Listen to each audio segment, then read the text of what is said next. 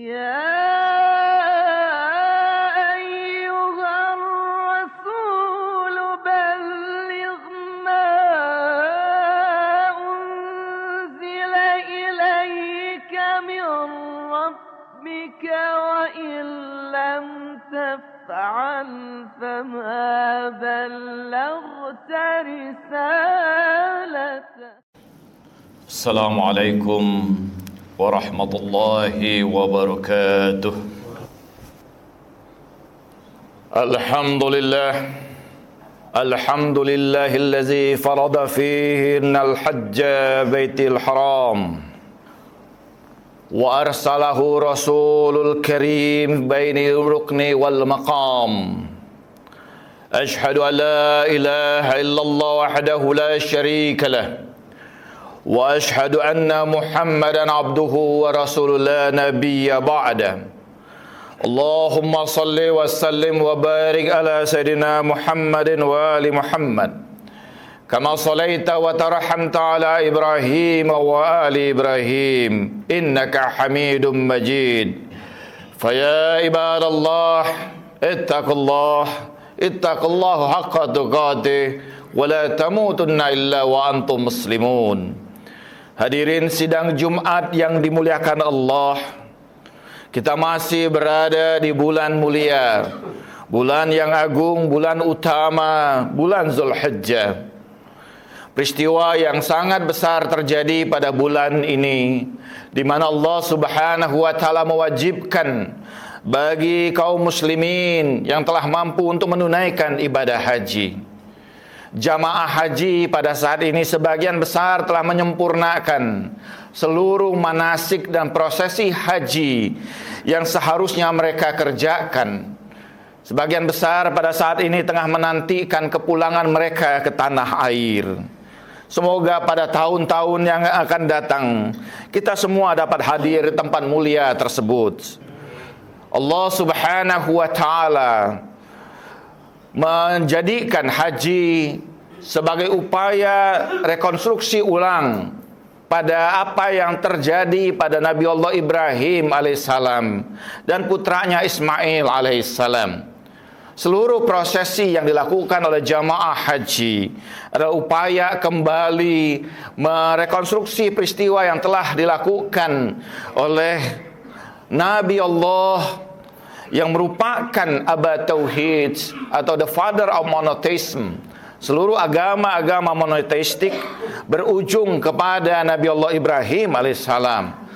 Allah Subhanahu wa taala di dalam surah Al-Baqarah ayat 97 berfirman, "Inna awwala baiti wudi'a lin-nas lallazi bi barakati mubarakah wa hudal lil alamin. Fihi ayatun bayyinatun maqamun Ibrahim wa man dakhalahu kana amina." Walillahi 'alan nasi hajjul baita man istata'a ilaihi sabila wa man kafara fa innallaha ghaniyyun 'anil 'alamin. Sesungguhnya rumah yang paling tua kami letakkan bagi manusia di lembah Beka yang penuh dengan keberkahan dan petunjuk bagi seluruh alam. Padanya ada tanda yang sangat jelas, maqamun Ibrahim. Dan barang siapa yang masuk ke dalamnya, maka dia berada dalam keadaan aman. Dan Allah Subhanahu wa taala mewajibkan bagi manusia untuk menunaikan ibadah haji bagi mereka yang mampu melakukan perjalanan.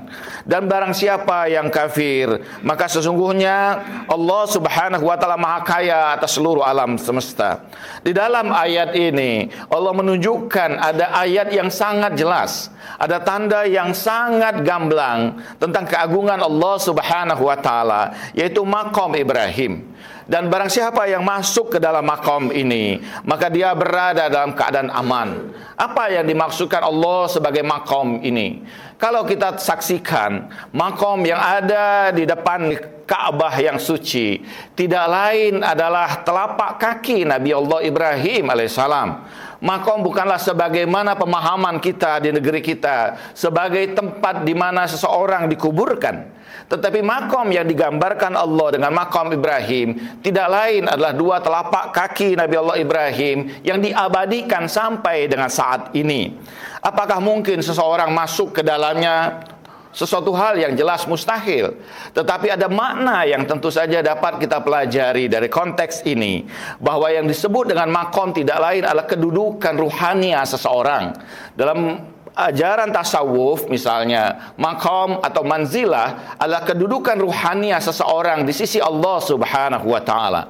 Allah menjadikan itu sebagai gambaran kedudukan Nabi Allah Ibrahim alaihissalam yang sangat mulia.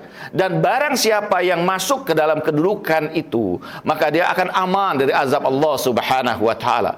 Begitu mulianya maqam itu, sehingga Allah Subhanahu wa taala memerintahkan wattakhizu min maqama Ibrahim musalla, dan jadikan dia sebagai bagian dari solat kamu.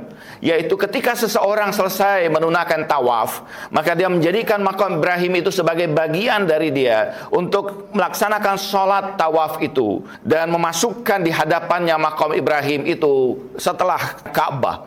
Ini menunjukkan kedudukan yang mulia maqam ini. Maqam yang seperti apa yang diraih oleh Nabi Allah Ibrahim alaihissalam, sehingga menyampaikan dirinya begitu mulia, diabadikan, seluruh prosesinya kemudian dijadikan sebagai syariat haji. Di dalam surah An-Nisa ayat 125, Allah Subhanahu wa taala berfirman, "Wa man ahsanu dinan mimman aslama wajhahu lillah wa huwa muhsin wattabi' millata Ibrahim hanifa wattakhadhallaha Ibrahim khalila."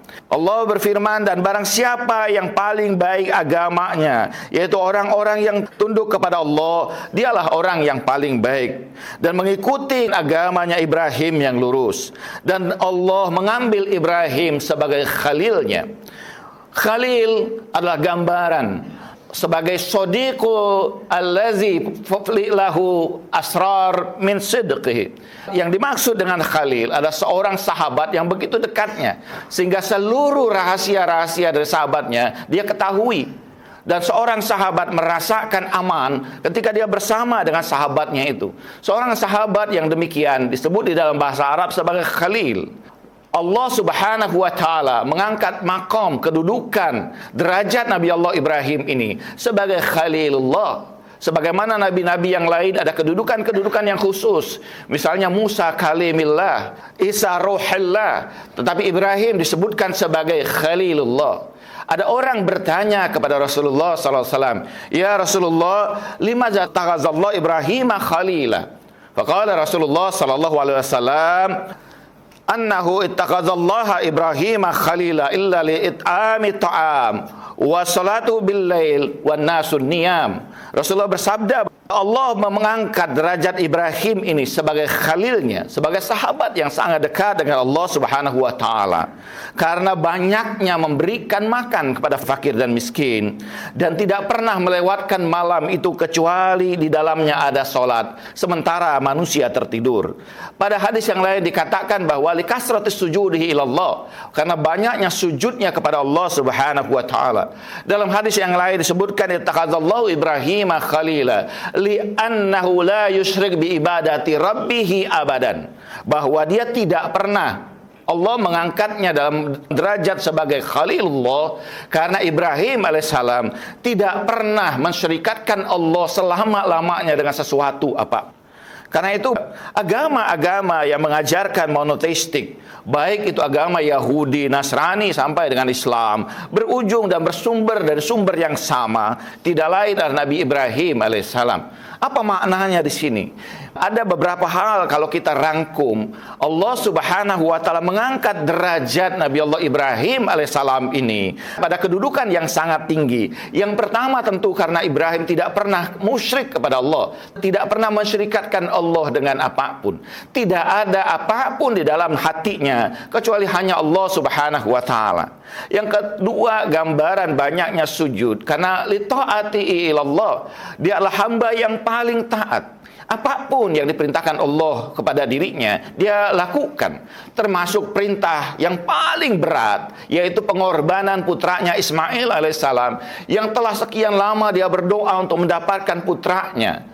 Kemudian Allah anugerahkan, Allah kabulkan doa. Allah perintahkan dia tinggalkan putranya setelah sekian lama berpisah kembali, dan kemudian Allah perintahkan untuk mengorbankan anaknya itu. Dalam Al-Quran diabadikan dua dialog yang sangat luar biasa. Inni ara fil manami anni azbahuka fandur madza tara.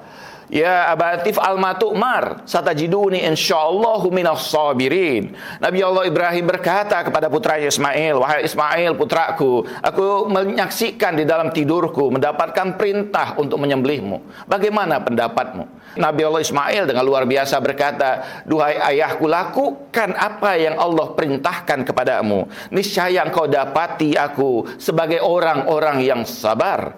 Ini menarik bahwa bagaimana dua dialog yang sangat luar biasa ini.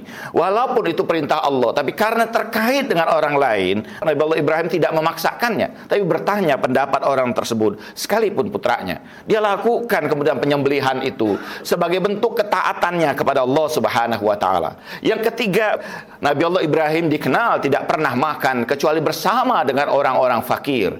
Dalam riwayat yang lain dikatakan kadang-kadang hanya untuk makan dia berjalan puluhan kilometer mencari orang yang lapar untuk bersama-sama dengannya untuk makan. Kemudian yang keempat, dia tidak pernah menghabiskan malam kecuali padanya ada ibadah. Ada 4 hal yang sangat luar biasa yang menyampaikan Ibrahim alaihissalam sampai pada kedudukan yang mulia. Jamaah haji yang melakukan rekonstruksi napak tilas kembali Nabi Allah Ibrahim diharapkan pada hakikatnya untuk sampai pada makom ini, pada kedudukan yang mulia di sisi Allah sebagai Khalilullah, sebagai sahabat yang dekat dengan Allah Subhanahu wa ta'ala. Ketika mereka kembali, mereka membawa perubahan yang baru. Mereka menjadi manusia yang baru, yang di dalam hatinya tidak lain adalah Allah Subhanahu wa ta'ala. Ketundukannya hanya kepada Allah Subhanahu wa ta'ala. Dia peduli kepada orang-orang yang miskin dan fakir yang berada di sekitarnya. Dan yang keempat, dia selalu dalam hubungan ruhania dengan Allah Subhanahu wa ta'ala. Di malam-malam yang hening, dia melakukan doa dan sujud di hadapan Allah Subhanahu wa ta'ala, membesarkan ruhaniyahnya untuk selalu dalam liputan cahaya ilahi. Inilah yang seharusnya terjadi pada jamaah haji kita yang kembali ke tanah air. Mereka dalam tanda kutip sebagai Ibrahim yang baru. Dengan pedang tauhid mereka melakukan upaya kewajiban mereka. Mereka menjadi orang yang paling peduli secara sosial, dan mereka adalah orang yang paling tunduk dan memiliki hubungan ruhania dengan Allah Subhanahu wa ta'ala. Mudah-mudahan jamaah haji segera kembali ke tanah air mereka dalam keadaan sehat walafiat, membawa perubahan yang baru dari negeri ini, membawa cahaya ilahiyah dan keberkahan dari Allah Subhanahu wa ta'ala. Barakallahu li wa lakum wa nafa'ani wa iyyakum bima fihi wa zikril hakim. Aqulu qawli hadza wa astaghfiruhu innahu huwal ghafurur rahim. Alhamdulillahi rabbil alamin.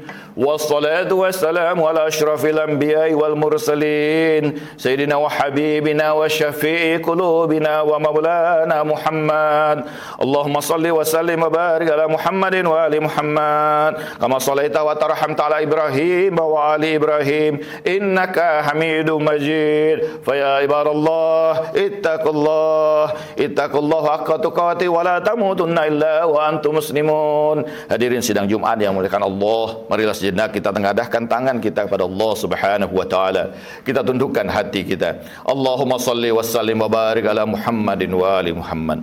Allahumma ya Allah, di tempat ini kami memohon kepadamu, terimalah jamaah haji yang menunaikan ibadah haji pada tahun ini sebagai haji yang mabrur, sa'i yang disyukuri, dosa yang diampuni, kesalahan yang dimaafkan. Kembalikanlah mereka ke tanah air mereka, kepada keluarga mereka dalam keadaan sehat walafiat.